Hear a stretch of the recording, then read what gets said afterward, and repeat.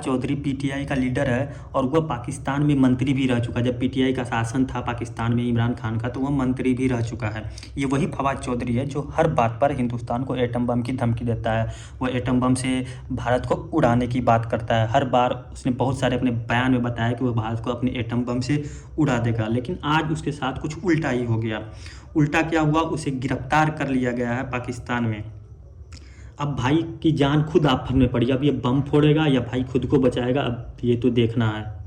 अभी आपको अहम खबर देते हैं कि पीटीआई रहनुमा फवाद चौधरी को राहदारी रिमांड के लिए कैंट कचहरी पहुंचा दिया गया है।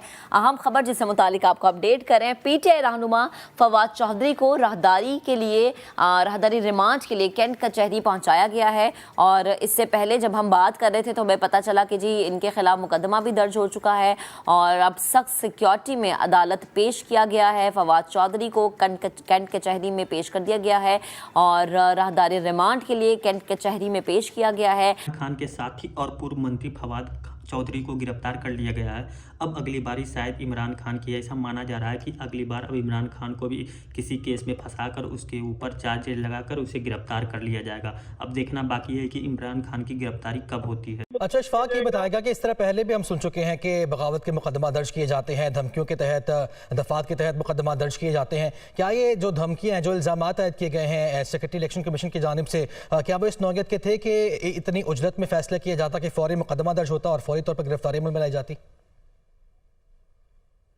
देखिए, सेक्रेटरी इलेक्शन कमीशन की जानिब से जो दरख्वास्त दी गई है, अगर आप उस दरख्वास्त का मतन देखें तो उसमें वाज़े तौर पर उन्होंने ये कहा कि ना सिर्फ फवाद चौधरी ने इलेक्शन कमीशन की तस्दीक की, बल्कि उनके और उनके खानदान को धमकियां भी दी गई और उसके बाद थाना कोसार में उनके खिलाफ मुकदमा दर्ज किया गया और फिर इस्लामाबाद पुलिस ने ट्रेस करके फवाद चौधरी को रात गए उनको गिरफ्तार किया। पाकिस्तानी मीडिया का ऐसा कहना है, जो उसके एक्सपर्ट बोल रहे हैं कि फवाद चौधरी ने बहुत बड़ी गलती की है और इसके लिए इसे उम्र कैद की भी सज़ा हो सकती है। अब देखिए, अब कोर्ट ट्रायल चल रहा है, उसके बाद क्या निकल कर आता है। फवाद चौधरी को उम्र कैद की सज़ा होती है या कुछ और होता है। अच्छा, जब फवाद चौधरी को गिरफ्तार किया गया तो इस हवाले से पहले तो ये वाजे नहीं हो सका था कि फवाद चौधरी को इस्लामाबाद ले जाया जा रहा है या नहीं, लेकिन बाद में इस्लामाबाद पुलिस की जानिब से ये कहा गया कि वो तमाम कार्रवाई कानून के मुताबिक, कायदो ज़वाबत के मुताबिक करेंगे, कानून के खिलाफ कुछ नहीं होगा। उसके बाद फवाद चौधरी का राहदारी रिमांड लेने का फैसला किया गया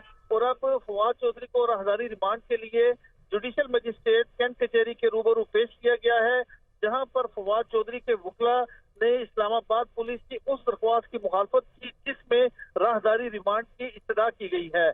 फवाद चौधरी के ऊपर आरोप है कि उसने इलेक्शन कमीशन को धमकाया और डराया है, डराने की कोशिश करी है, जिसके कारण इलेक्शन कमीशन ने एफआईआर दर्ज करवाई और उसको गिरफ्तार करवाया। पाकिस्तानी मीडिया ये कह रहा है कि में कोई माफ़ी नहीं है, इसमें सज़ा भुगतना ही पड़ेगा। तो अब देखना बाकी रहेगा फवाद चौधरी को कितने दिन की सज़ा होती है।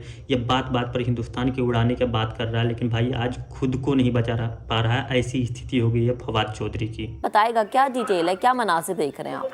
जी बिल्कुल, जो है वो इस वक्त कमरा अदालत में फवाद चौधरी को पेश कर दिया गया है। उनकी राहदारी रिमांड पर जो है वो बाकायदा समाअत शुरू हो चुकी है। अदालत की जानब से ये जो फवाद चौधरी हैं, उन्होंने अदालत से इस्तफसार किया है कि मुझे मुकदमे की कॉपी फराहम की जाए, जिस पर जो है वो फाजिल जज की जानब से दर्ज मुकदमे की कॉपी जो है उनको फराहम कर दी गई है। इसके साथ साथ फवाद चौधरी ने कमरा अदालत में ये कहा कि लग रहा है कि पुलिस देकर लग रहा है जैसे कोई जॉन्स बॉन्ड की जो है वो पेशी है, जिस पर जो है कमरा अदालत में हंसी जो है वो जिस पर कहका लगा, उसके बाद जो है वो अब बाकायदा जो है वो समाअत शुरू हो चुकी है। को धमकाते धमकाते फवाद चौधरी ने कब अपने लिए कब्र खोद ली पता ही नहीं चला। अब फवाद चौधरी के साथ देखिए अब क्या होता है। अगर फवाद चौधरी की गिरफ्तारी से आप खुश हैं, जो हमेशा भारत को धमकाने, थ्रेट देने की कोशिश कर रहा था, इसने बार बार अपने बहन में भारत को थ्रेट देने की कोशिश की, अगर आप उसकी गिरफ्तारी से खुश हैं तो वीडियो को लाइक कीजिए, अपने दोस्तों के साथ शेयर कीजिए और जाते जाते इस चैनल को सब्सक्राइब करना बिल्कुल मत भूलिएगा। जय हिंद, वंदे मातरम।